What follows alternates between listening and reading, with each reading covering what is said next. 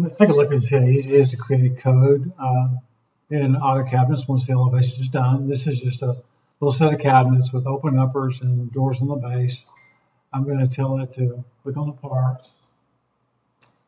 And this is a parts list here. And then I'm just going to, from the parts list, tell it to create the DXF files. Click OK here. It's asking me to save the job.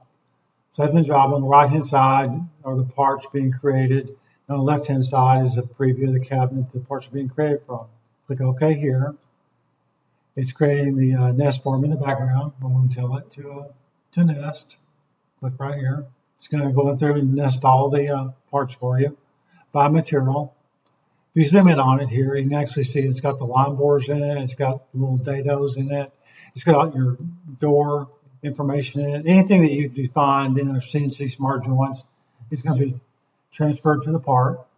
So once it's done, if I want to create the code, I'm just going to push the quick code button here.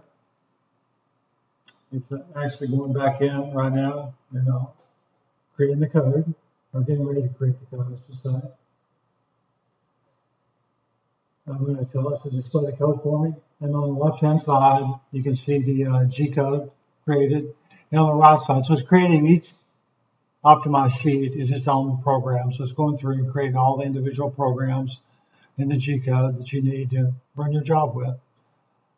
Thanks for watching the video, and that's how easy it is to create parts in GCode using AutoCabinets. Thank you.